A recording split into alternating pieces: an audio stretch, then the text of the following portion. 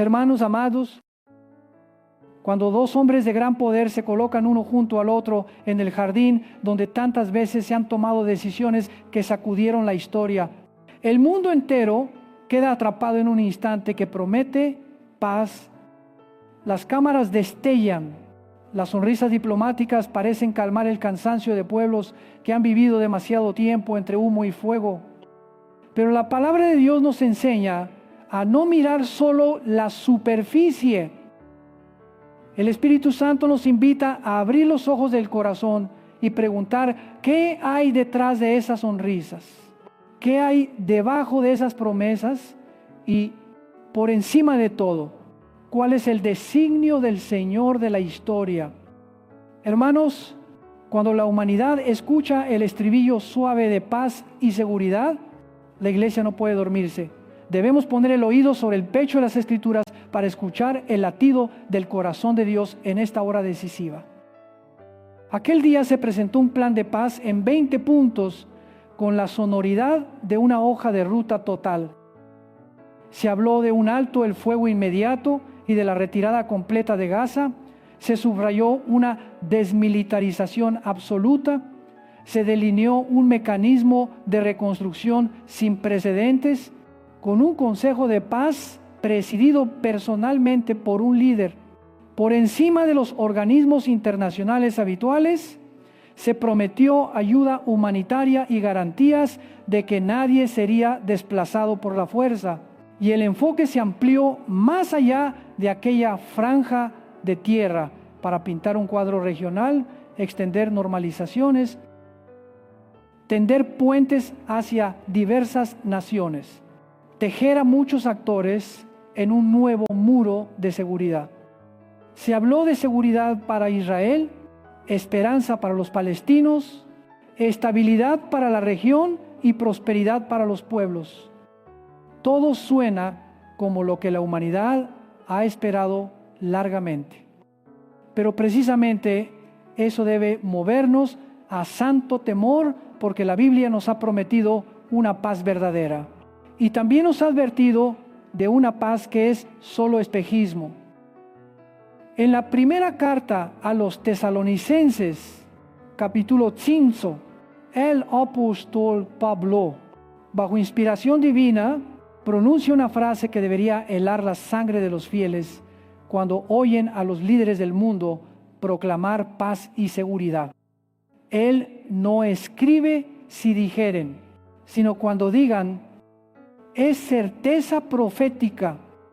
Pablo sitúa esa expresión en el marco del día del Señor, el día que viene como ladrón en la noche. Dice que ustedes saben perfectamente que el día del Señor vendrá de improviso y que inmediatamente después de aquel clamor, paz y seguridad, la destrucción repentina vendrá sobre ellos como dolores de parto a la mujer encinta. Amados, esa imagen no es una metáfora poética, es una realidad biológica que Dios usa para instruirnos. Los dolores llegan de repente con fuerza y una vez iniciados no pueden detenerse. Así también, cuando la historia repite el estribillo paz y seguridad, los dolores del tiempo final estallan según la secuencia que ya está escrita en el plan de Dios. Alguien objetará, y si solo es una coincidencia, ¿cómo nos atrevemos a poner un plan político al lado de la profecía? Respondo con reverencia a la palabra, no hacemos asociaciones apresuradas, pero sí estamos llamados a discernir las señales. No declaramos que tal o cual persona sea el adversario de Cristo, estamos llamados a observar el patrón que la Escritura traza.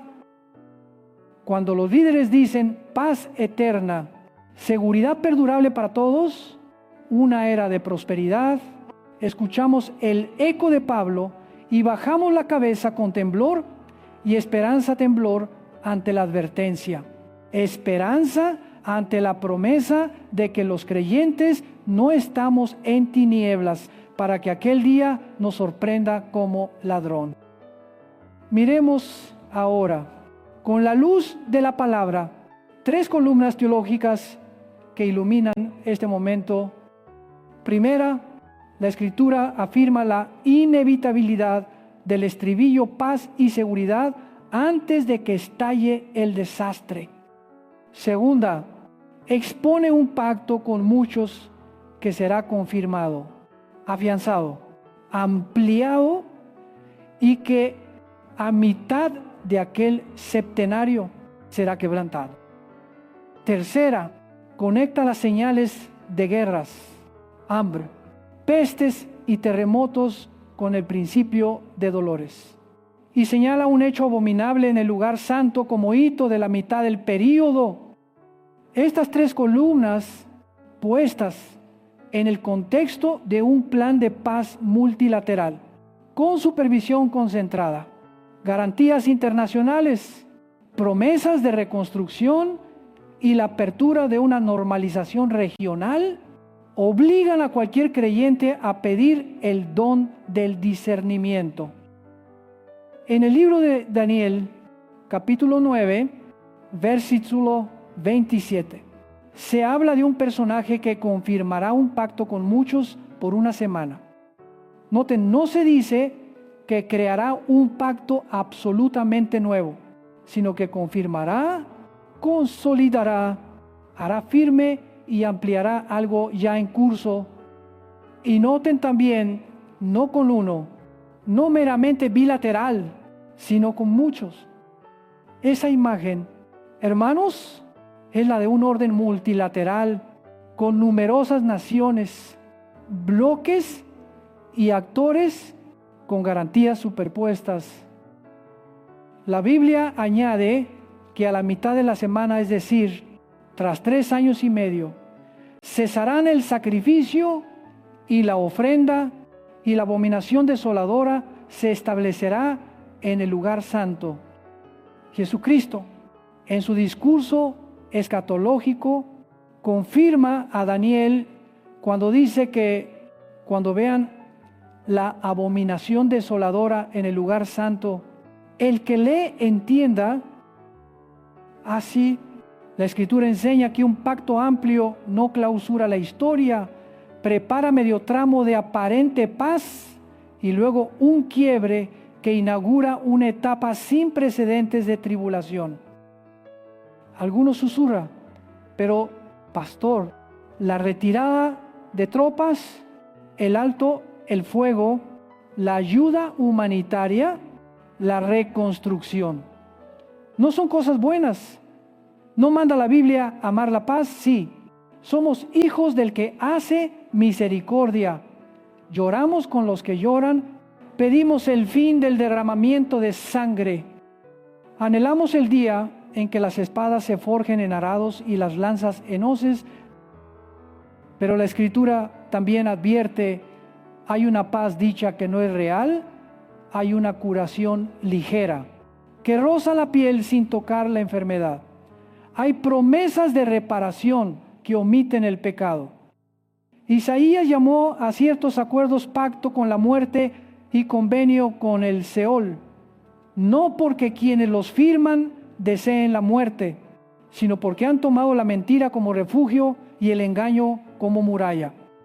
El Señor declara, ese pacto será anulado. Anuncia que la crecida del juicio arrasará y que el mismo pacto que se pensó como dique terminará abriendo compuertas para la inundación del corazón. Entonces, ¿cuál es el criterio de discernimiento? Permítanme 3 preguntas que cada creyente debe hacerse ante Dios.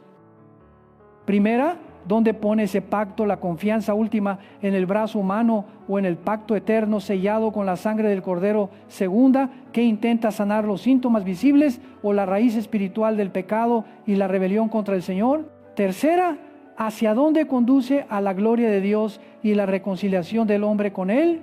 ¿O a consolidar un poder, un sistema, un orden que exigirá una lealtad por encima de la debida al Creador?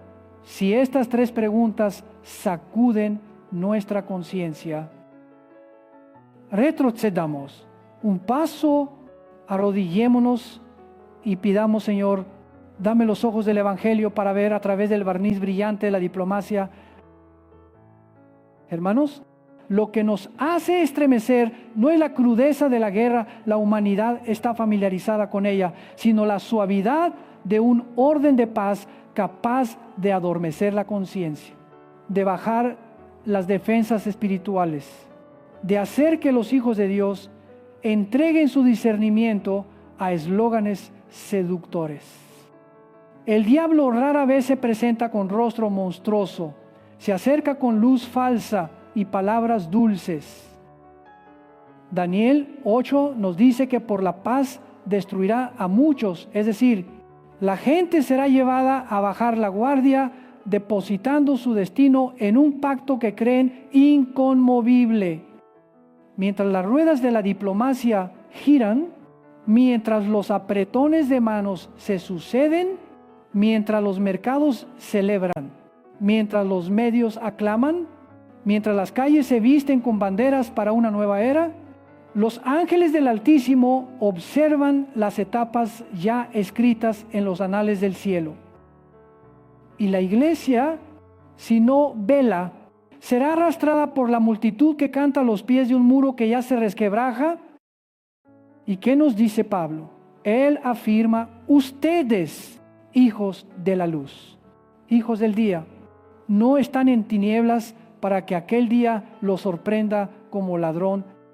No es palabra para una élite, es el llamado de todo creyente que vive en la luz. ¿Qué significa?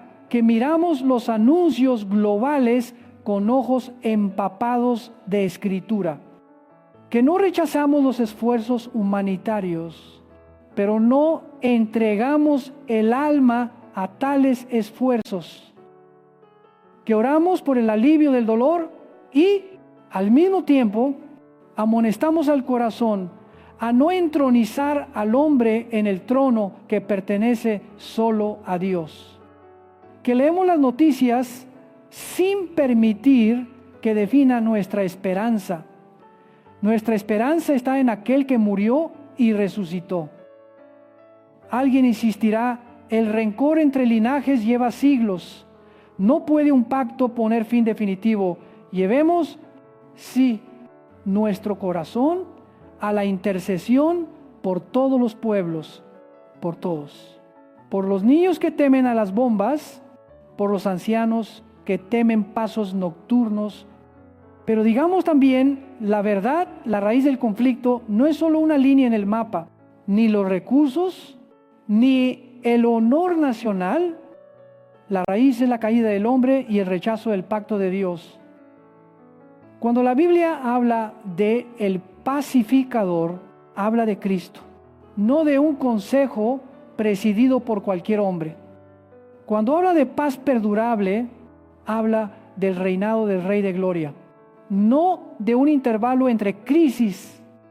Un acuerdo puede aliviar el dolor por una temporada y pedimos a Dios que esa temporada se alargue para que muchos oigan el Evangelio, pero no permitamos que esa temporada robe nuestra vigilancia.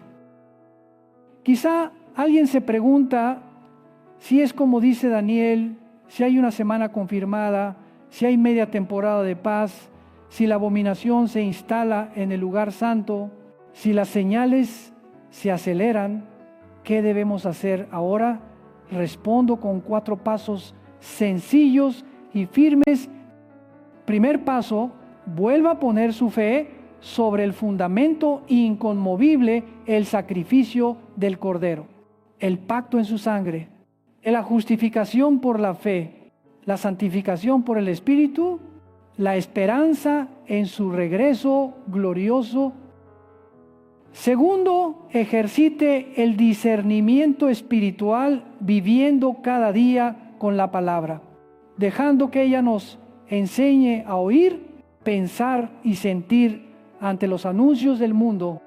Tercero, reconstruya el altar familiar, lectura bíblica, oración en común, escucha mutua en amor. Enseña a los hijos a reconocer la voz del pastor entre mil ruidos. Cuarto, de testimonio, no calla ante quienes depositan su esperanza última en acuerdos humanos. Hábleles del pacto eterno, de la paz que no es como la del mundo, del Rey de paz con clavos en sus manos. Hermanos amados, no me paro aquí para sembrar pánico. Estoy aquí para sembrar santo temor, esperanza firme y vigilancia mansa. No digo que tal hombre sea ese hombre, ni que tal evento sea 100% cumplimiento. Digo que el patrón que la palabra traza está emergiendo ante nuestros ojos y exige que velamos. Digo que cuando oigamos paz eterna, seguridad para todos. Era de prosperidad. Debemos susurrar otro verso cuando digan paz y seguridad, entonces vendrá destrucción repentina. Digo que el principio de dolores no es el final, sino la campana que anuncia que lo prometido se acerca. Y en medio de todo, digo que la iglesia no tiembla como el mundo, porque conocemos a aquel que sostiene las 7 estrellas en su diestra, que anda en medio de los 7 candelabros de oro, que tiene las llaves de la muerte y del Hades. Imaginen por un instante una ciudad devastada, redibujada con trazos de esperanza, grúas que se alzan, techos nuevos, niños corriendo, fábricas que abren, diplomáticos sonriendo, oro para que toda respiración inocente viva más. Pero también veo otro muro, el del corazón humano, levantado por la soberbia que cree poder sanar la herida entre cielo y tierra sin la cruz. Si ese muro no cae por el arrepentimiento, se convertirá en búnker del engaño. Por eso, mientras apoyamos lo que salva y levanta vidas, proclamamos que ningún nuevo orden puede salvar el alma. Solo el nuevo pacto en la sangre de Jesús da una paz que sobrepasa todo entendimiento. Amados, escuchen la voz firme y tierna del Maestro. No se turben cuando oigan de guerras y rumores de guerras. Eso aún no es el fin. No entren en pánico. No se quiebren, pero tampoco se distraigan. La palabra siguiente es velad. Velar no es embriagarse con teorías conspirativas, es amar la verdad.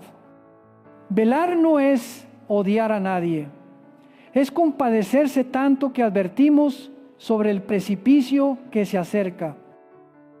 Velar no es huir del mundo, es ser sal y luz en medio de él, sin permitir que la oscuridad trague nuestro corazón. Velar no es cruzarse de brazos, es doblar las rodillas en oración, abrir las manos para servir, abrir la boca para predicar, abrir el corazón para perdonar. Usted y yo vivimos en una época en que todo lo integral es celebrado, soluciones integrales, pactos integrales, garantías integrales, pero la palabra nos llama a aferrarnos a otra integralidad, la de la cruz, la de la gracia, la del señorío absoluto de Cristo sobre la historia. Ante un consejo de paz presidido por una sola persona, inclinamos la cabeza recordando el consejo del cielo, donde la Trinidad gobierna ante las garantías humanitarias. Recordamos el velo del templo rasgado ante los programas de reconstrucción. Recordamos que Él reconstruye el corazón por su Espíritu. Alguien preguntará, si se amplían normalizaciones, si se suman naciones musulmanas, socios regionales y extrarregionales, ¿no podría ser eso el con muchos de Daniel? Respondo, no encorsetamos la palabra en la coyuntura, pero la coyuntura puede iluminar cómo la palabra resuena en la conciencia. La expresión con muchos nos hace pensar en arreglos finales de carácter multilateral. No contamos banderas para emitir un decreto temerario. Medimos el pulso del mundo para ver dónde está su confianza última. Cuando el mundo corea, esta vez será una paz duradera, y ello va de la mano con mecanismos de poder concentrado, un nuevo orden de seguridad. un sistema de control de fronteras, finanzas, tecnología y comunicación. La fe debe preguntar, ¿son estos los ladrillos de una estructura que se alzará contra el príncipe de los príncipes? Y la Escritura responde, será quebrantada, no por mano humana. De ahí que lo urgente hoy sea la disciplina interior, la disciplina de los ojos que no se embriagan con flashes, de los oídos que no se embriagan con consignas, del corazón que no se embriaga con promesas de paraíso terrenal, la disciplina de las rodillas dobladas ante el Padre, la disciplina de las manos abiertas al que sufre, la disciplina de una lengua que habla menos de euforia política y más del Evangelio, la disciplina de un horario con espacio para la palabra, para la oración, para el grupo pequeño, para el servicio, para la adoración. Cuando el mundo corre, la iglesia aprende a estar firme.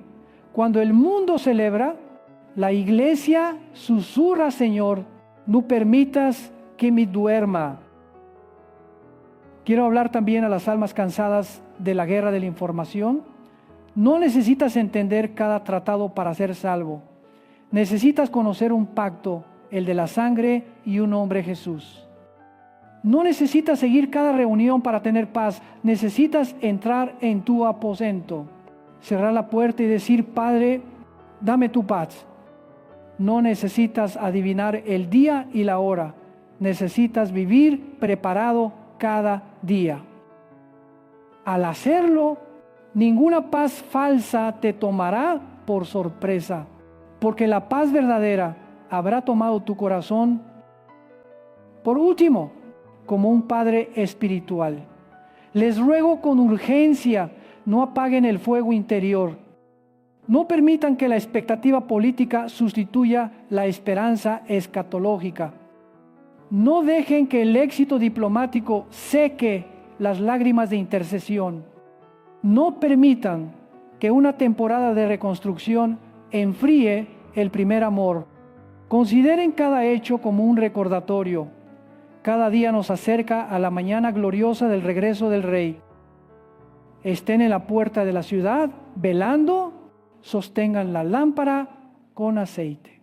Llámense unos a otros a la vigilancia. Si vuelven a oír paz y seguridad en la plaza pública, respondan con oración, Señor, ten misericordia, salva a muchos, haznos fieles. Hermanos amados, no es tiempo de miedo encerrado, sino de valentía evangélica. No es tiempo de ceguera, sino de ojos claros en el Espíritu. No es tiempo de culpas, sino de arrepentimiento. No es tiempo de ira, sino de misericordia. No es tiempo de exaltar al hombre, sino de adorar a Dios. Y viviendo así, digan lo que digan de paz o de guerra, permaneceremos inconmovibles, porque nuestro fundamento no es una resolución, sino la piedra desechada por los hombres que Dios hizo cabeza del ángulo. Recuerden esto, las señales no se nos dan para provocar pánico, sino para dar dirección. Cuando vean presentarse un plan integral, miren, otra integridad, la de la cruz, que no ciega, no adormece, no promete en vano, sino que desnuda el pecado, derrama gracia y concede vida eterna. Allí la paz y la seguridad no proceden de firmas, sino de sangre derramada y de un cuerpo partido. Allí se derriban los muros de enemistad, no con un bolígrafo, sino con la carne del Salvador traspasada. Allí el único compromiso que jamás se quebranta es el de Dios, quien cree será salvo.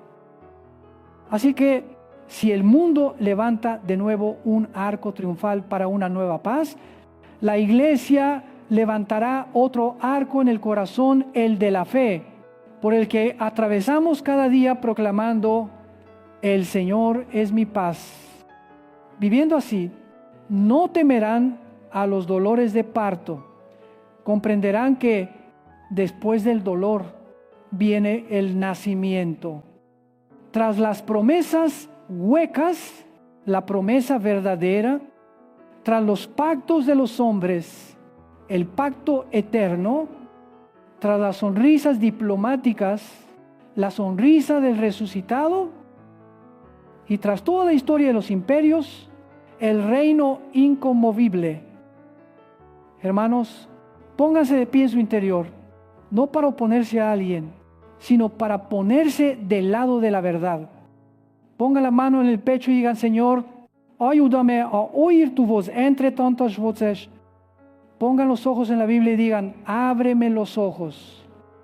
Pongan las rodillas en el suelo y digan: enséñame a orar. Pongan los pies en el camino angosto y digan: guárdame fiel.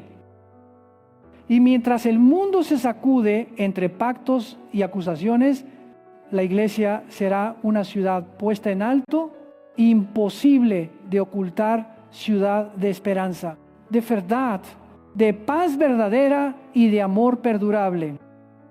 Hermanos amados, si el eco de paz y seguridad resuena por todas partes, la respuesta de la iglesia debe ser una vigilancia mansa. Si un pacto multilateral es celebrado como la salida, nuestra respuesta es el pacto en la sangre del Hijo de Dios. Si el mundo proclama: ha llegado la era de la seguridad, nosotros proclamamos: viene el Rey de Gloria. Ipsilon entre esas dos voces. No escogemos la de la carne, escogemos la del Espíritu. El que tiene oídos, oiga. Que la luz de la palabra alumbre nuestros pasos para que cuando aparezcan los próximos acontecimientos, estemos listos no solo para resistir, sino para testificar que solo hay una paz verdadera. Y su nombre es Jesús. Hermanos amados, continuemos profundizando a la luz de la palabra de Dios para reconocer qué opera detrás de los anuncios de paz y seguridad. No solo preguntemos: ¿hay o no hay un pacto? Entremos de lleno en la naturaleza espiritual que se oculta bajo la fachada humanitaria. Porque la Escritura muestra que los mayores engaños suelen presentarse con sonrisas amables y lemas hermosos. En Isaías capítulo 28, el pueblo soberbio dice: hemos hecho pacto con la muerte y convenio con el Seol. Piensan que cuando pase el azote estarán a salvo. Toman la mentira como refugio y el engaño como muralla. Esto no es mera antigüedad, es el espejo de todos los tiempos. Cuando el hombre deposita su esperanza última en acuerdos firmados por él mismo, en lugar de confiar en el pacto eterno de Dios. Jeremías capítulo 6 describe a pastores que curan la herida de mi pueblo con liviandad, diciendo: paz, paz. Cuando no hay paz, porque ponen una venda sobre la herida histórica sin tocar la esquirla enterrada en el alma, el pecado y la rebelión. Hermanos, el diablo no duda en hablar el lenguaje de la buena voluntad. Le encanta pronunciar humanitario, bienestar, reconstrucción, con tal de que el corazón olvide lo esencial. Nadie puede firmar un tratado en lugar del arrepentimiento. Por eso, Daniel capítulo 8, versículo 25. Desnuda la estrategia del adversario por la paz, destruirá a muchos. La destrucción no llega primero con la espada, sino con la pluma, no con disparos, sino con aplausos, no bajo una bandera negra, sino vestida con cintas de colores que prometen esperanza. El engaño supremo no viene cubierto con un velo negro, sino con una túnica blanca. Analicemos el patrón que la Biblia revela para no dejarnos arrastrar por la superficie. Primer paso, la persuasión humanista. Un plan se presenta como salto civilizatorio, llave maestra para todos los atascos, diciendo justo lo que un corazón cansado quiere oír: fin de la guerra, seguridad duradera, prosperidad para todos. Segundo paso, el atractivo multilateral. ¿Cuántas más firmas? naciones e instituciones participan, más seguridad psicológica sentimos mientras la palabra enseña que la verdad no se mide por mayoría, sino por conformidad con la voluntad de Dios. Tercer paso, la ilusión de garantías. Cláusulas de supervisión minuciosas, hojas de ruta y mecanismos de protección tan detallados que el alma quisiera apagar la oración, suponiendo que todo está resuelto. Y el último paso, el más temible, la transferencia de autoridad. Un desplazamiento silencioso de la lealtad suprema desde la palabra hacia un sistema que exige la inclinación del corazón. En ese recodo, Apocalipsis capítulo 13, alza su voz. El mundo entero se maravilla, rinde tributo a un poder que aparentemente resuelve el problema imposible. Exclaman, ¿quién? Como la bestia, ¿quién podrá luchar contra ella? No son sometidos por el látigo, sino cautivados por los resultados. No se les obliga a adorar lo malo. Se les seduce con el éxito y olvidan preguntar de dónde procede este poder, cuál es el precio. Cuando el mundo se embriaga con el resultado, la iglesia debe permanecer sobria ante la causa. No por ello desconfiamos de la buena voluntad humana. Con corazón pastoral deseamos que toda bala se detenga, que todo niño esté a salvo, que toda madre abrace a su hijo en casa. Pero, al mismo tiempo, nos advertimos mutuamente cualquier paz que no se funda en la justicia de Dios, cualquier reconciliación que no atraviese el arrepentimiento y el perdón obrados por el Espíritu. Cualquier reconstrucción que no ponga la piedra angular en la verdad es solo superficie. A corto plazo, esa superficie puede salvar vidas y por ello apreciamos el bien que contenga. A largo plazo, no puede salvar el alma y por eso no le confiamos nuestra esperanza última. Volvamos a Isaías capítulo 28 y preguntemos por qué llama Dios a ese pacto con la muerte. Porque todo acuerdo que convierte la mentira en refugio definitivo aparta al hombre del que es la verdad. Cuando pasa el turbión, la muralla de engaño no detiene las aguas. Abre más bien un canal directo hacia el corazón. Dios decreta ese pacto será anulado. Esta es una ley moral del universo. Lo edificado con falsedad colapsa bajo el peso de la verdad. Por eso, la Iglesia no rechaza todo tratado de paz, pero se niega a llamar realidad a la ilusión, eternidad a lo temporal y salvación a la iniciativa humana. Para afinar el discernimiento, desglosemos 4 mentiras recurrentes.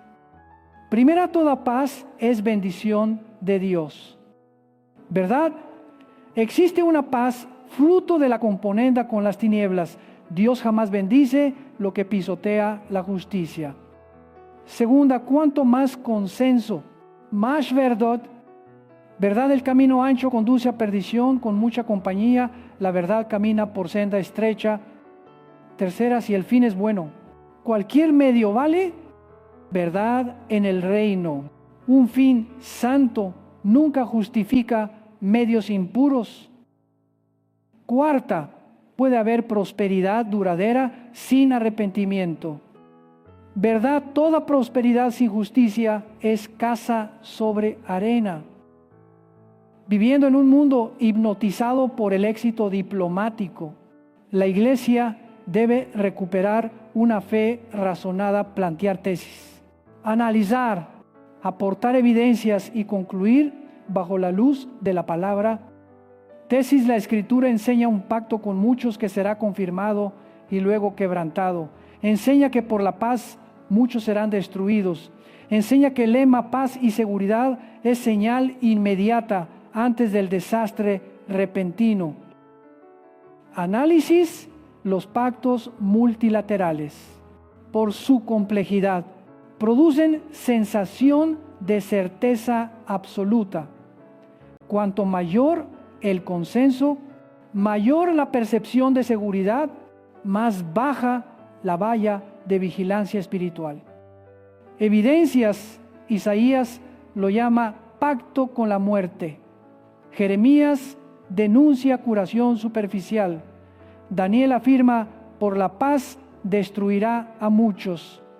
Apocalipsis describe un mundo maravillado que otorga poder por éxitos visibles. Conclusión: el enemigo pretende adormecer a la iglesia en una moralidad de superficie para preparar el giro traicionero a mitad de la semana. Después, restauremos la ética de la vigilancia sin cinismo corrosivo, pero sin ingenuidad. La vigilancia es virtud cristiana. Jesús no dijo pánico, dijo: velad, no nos sacó del mundo.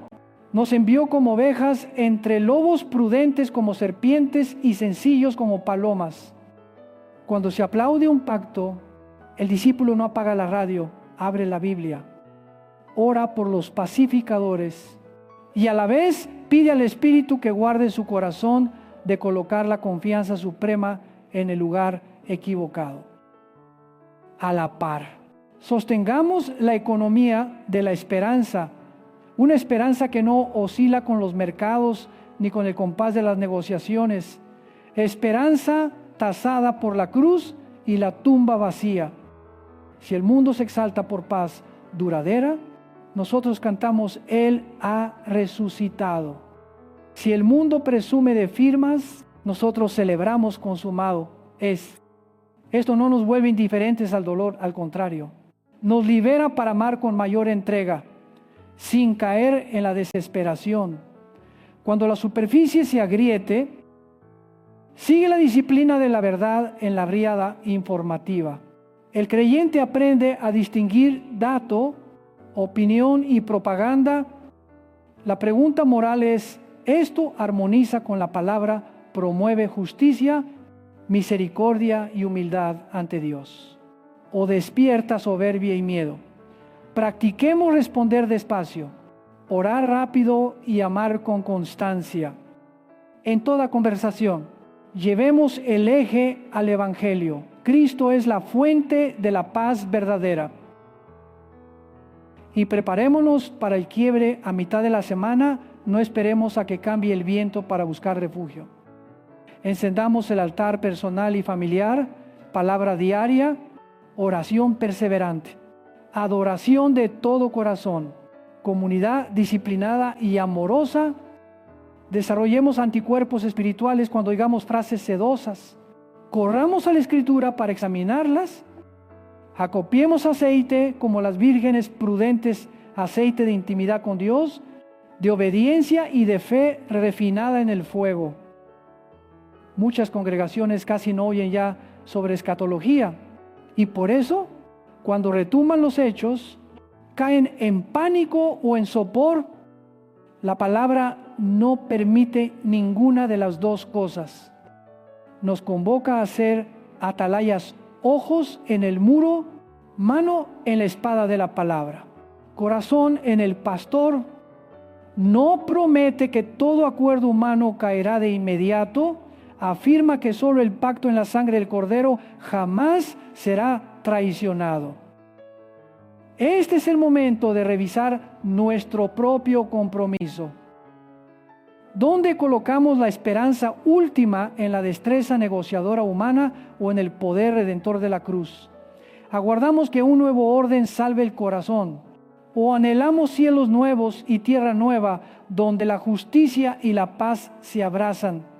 Estamos llamando eterno a lo temporal, profundo a lo superficial, salvación a la solución. Si es así, detengámonos, confesemos y corrijamos el rumbo, Señor. Me alegraré por toda paz que salve vidas, pero solo me arrodillo ante un pacto, el pacto en la sangre de tu Hijo. Desde aquí, el llamado se vuelve nítido: vigilancia amorosa esperanza firme, valentía en la verdad. Oremos por quienes se sientan a la mesa, por los que firman, por los que cargan decisiones pesadas. Que la misericordia de Dios limite la sangre derramada y abra puertas para el Evangelio en territorios considerados imposibles. A la vez, que guarde a la iglesia del sueño, que cuando llegue el éxito, no vendamos la vigilancia. Cuando suene paz, no perdamos el discernimiento. Cuando se prometa seguridad, no intercambiemos la fidelidad debida al Rey de Reyes. El enemigo prefiere a la iglesia sin armadura cuando callan los fusiles, pero la batalla espiritual no termina con una firma, cambia de fase. No cuelgues el cinto de la verdad porque la ciudad parece tranquila, ajústalo más. No envaines la espada de la palabra por discursos suaves, afílala. No bajes el escudo de la fe porque el mercado sonríe, elévalo más alto. Y, por encima de todo, no ceses de orar, ora más. Ya entendimos por qué la Biblia llama esto pacto engañoso y por qué por la paz puede abrirse el camino de la ruina. Sin embargo, el destino no es el miedo, sino la esperanza entre todas las hojas de ruta humanas. La de Dios sigue recta entre todos los tronos pasajeros. El de Cristo permanece entre todos los pactos complejos. El de la sangre sigue siendo sencillo y poderoso. Por eso amamos sin temor, servimos sin cansancio, testificamos sin vergüenza y esperamos sin tambalear, porque al final no son las firmas humanas sino las marcas de los clavos del Salvador las que deciden el curso de la historia. Hermanos amados, ahora avancemos en la misma corriente de vida y fijemos la lealtad del corazón. Oraré por la paz de las ciudades, pero solo adoraré a un Señor. Apoyaré el bien que haya en cualquier acuerdo, pero solo firmaré mi alma al pacto de tu Hijo. Agradeceré cada tregua, pero solo esperaré un reino inconmovible. Cuando esto quede sellado en lo íntimo, toda cáscara brillante del engaño se estrellará contra el escudo de la fe como chispa apagada. Y la iglesia permanecerá firme hasta la manifestación del Rey de Gloria. Hermanos amados, ahora la palabra nos invita a ir más lejos y mirar de frente el factor tiempo y la encrucijada de la historia, donde una sola declaración puede actuar como palanca que mueve todo el orden regional y despierta profecías olvidadas en muchos corazones. No todos los días son iguales ante Dios en la historia de la salvación. Hay días que funcionan como bisagras, cierran puertas antiguas y abren horizontes nuevos. Cuando un plan de paz resuena en un foro internacional, cuando los votos de muchas naciones consolidan una dirección, cuando los líderes se sientan juntos y forjan un consenso global en torno a una solución de dos estados, el creyente no solo pregunta ¿qué se ha anunciado?, sino también ¿por qué ahora? ¿Por qué en este preciso instante? ¿Y qué significa esto ante el Señor que preside los tiempos? Hermanos, los santos de la Escritura nos enseñaron a distinguir el eco del momento oportuno. Cuando el profeta habla de una semana fijada en el plan de Dios, no es un simple contador, es el modo celestial de afirmar que la historia no es azar de eventos, sino un curso con inicio, giros y destino. Por eso, cuando un pacto con muchos asoma en un contexto internacional favorable, con una opinión pública global que a una sola voz exige una hoja de ruta concreta, el creyente no se apresura a etiquetar, pero tampoco se le permite la indiferencia.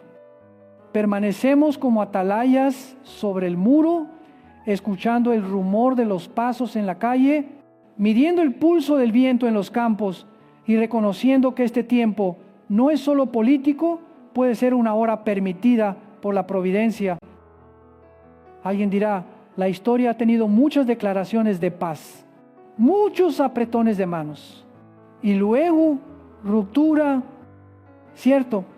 Y precisamente por eso, la palabra nos recuerda una ley justo antes de la tormenta. A menudo llega la calma más plana. Esto nos trae a la memoria espejos de la historia humana, papeles que prometieron paz para nuestro tiempo, abrieron camino a orugas de acero que cruzaron fronteras poco después.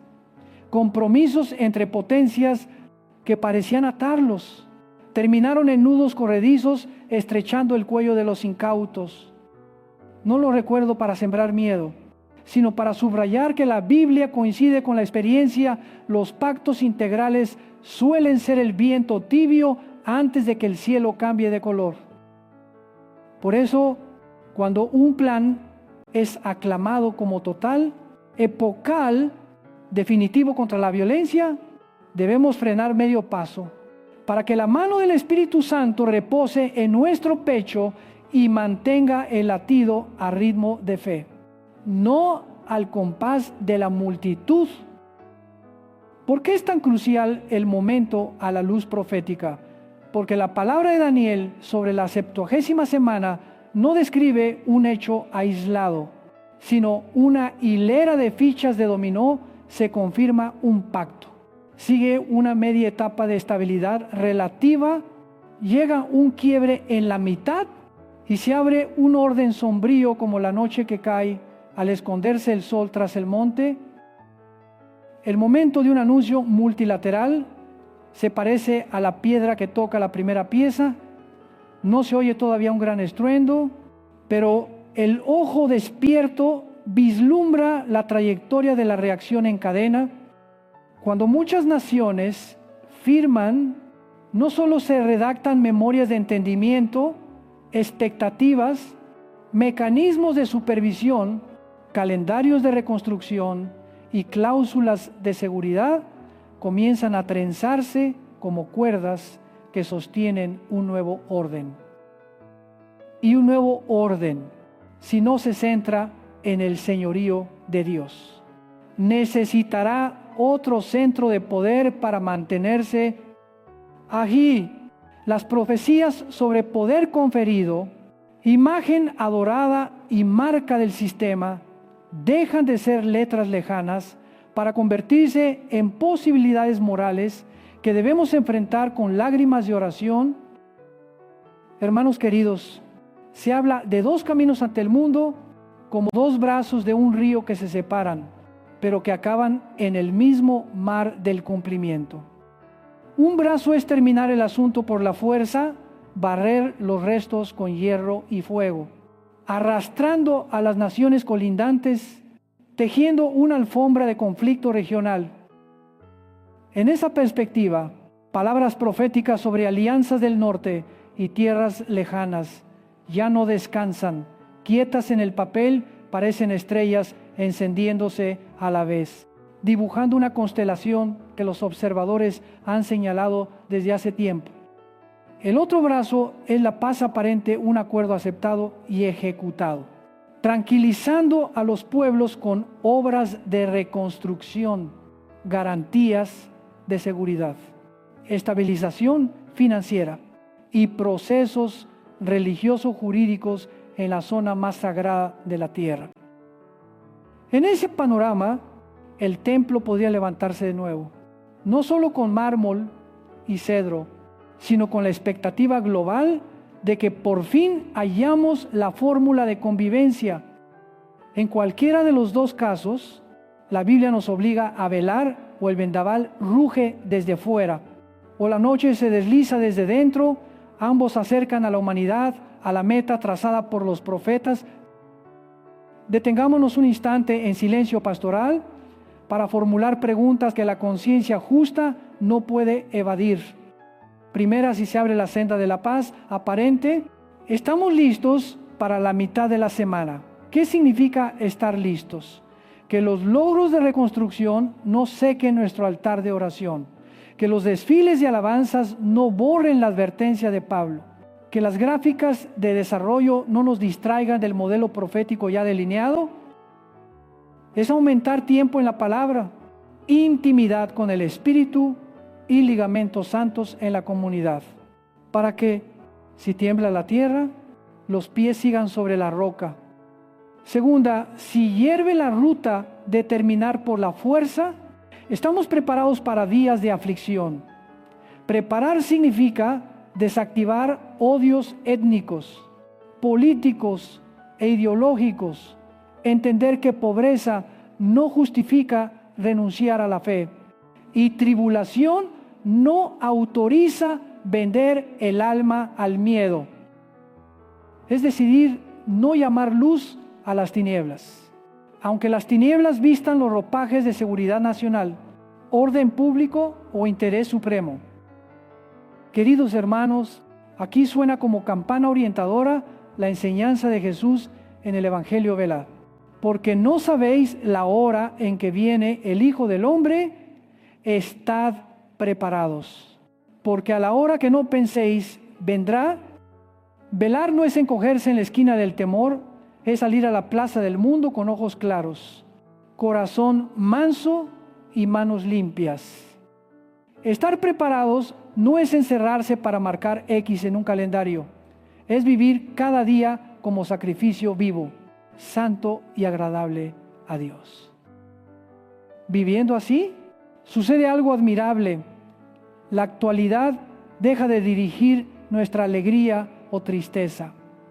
La palabra y el Espíritu pasan a ser los directores del alma. La palabra, además, nos traza un camino práctico para estas horas bisagra. Permítame llamar a esto las 4 disciplinas de la atalaya del final.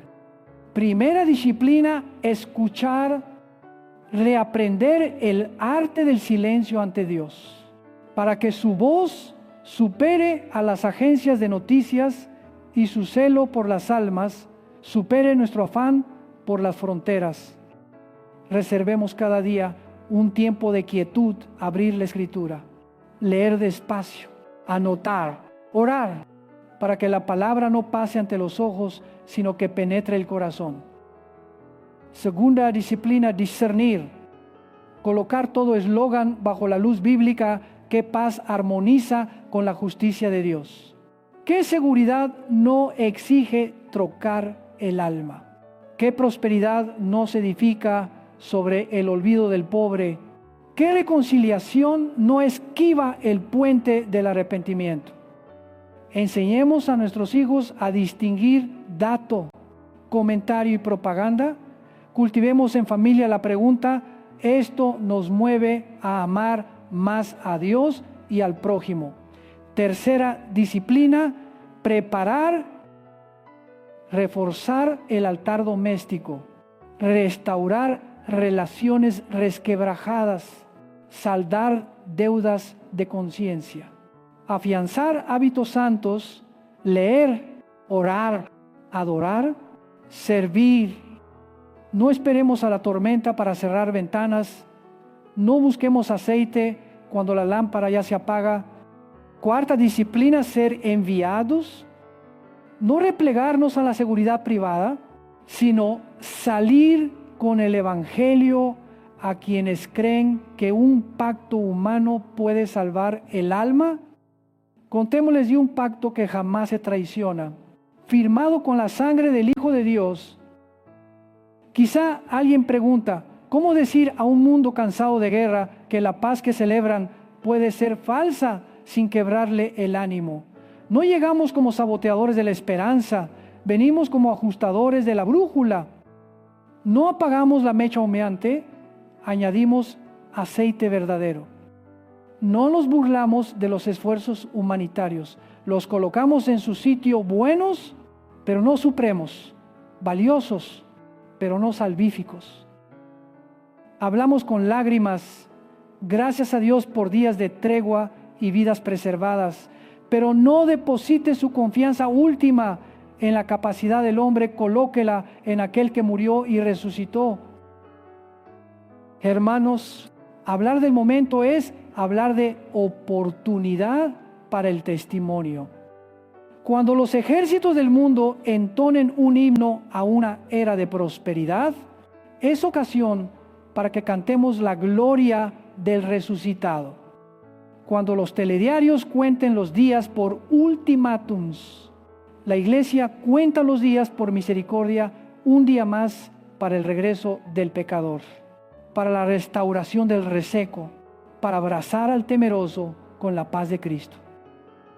Cuando la agenda internacional dibuje cronogramas, la iglesia dibuja mapas de oración, manos sobre ciudades, sobre naciones, sobre gobernantes, clamando sabiduría de lo alto y dilación de la ira para que muchos oigan el Evangelio. Y si un ultimátum conduce al mundo a una bifurcación, recuerde que cada alma también está ante su encrucijada. Un camino es el del éxito superficial, confiar en el nuevo orden, disfrutar la calma pasajera, trocar el alma por sensación de seguridad. El otro es el de la cruz, confiar en el herido por nuestras transgresiones, aprender la paz, que no es como la del mundo, vivir mansedumbre entre aplausos y abucheos, ser fiel en bonanza y tempestad. Al final, estos dos caminos deciden el destino eterno de cada uno, más que todos los apretones de manos de fuera. Usted y yo no podemos confundir la meta.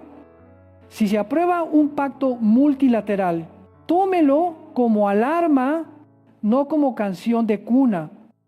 Si estalla una campaña para terminar por la fuerza, véala como llamado a la batalla de oración, no como licencia para el odio.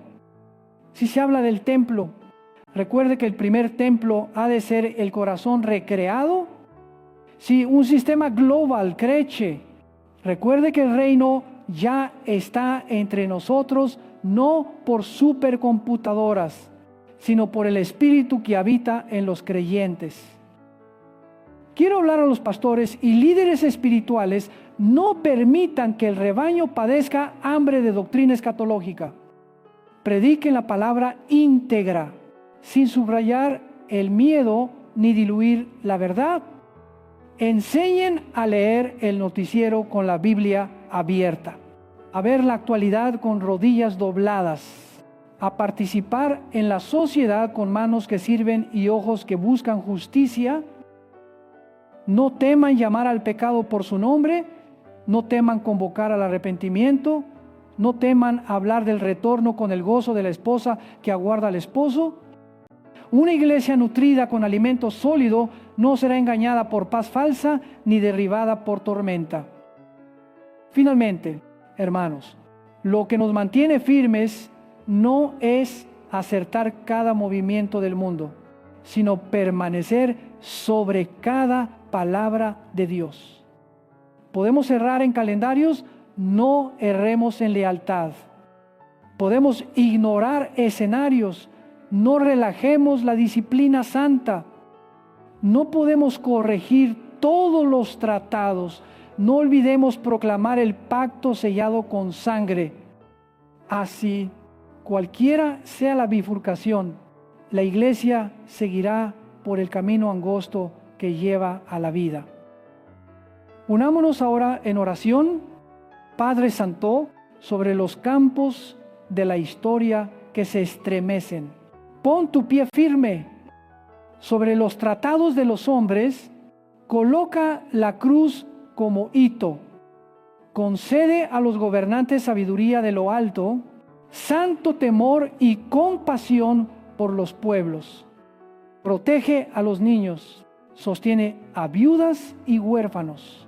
Venda las heridas de los inocentes. Despierta tu iglesia de todo sopor. Enséñanos a velar sin pánico, a ser valientes sin soberbia, a ser mansos sin flaqueza. Derrama tu espíritu para amar la verdad, aborrecer la mentira y caminar en fe, esperanza y amor. Y, sobre todo, Graba en nuestro corazón una fidelidad inconmovible a tu Hijo amado, Príncipe de paz, camino, verdad y vida. En el nombre de Jesucristo oramos. Amén.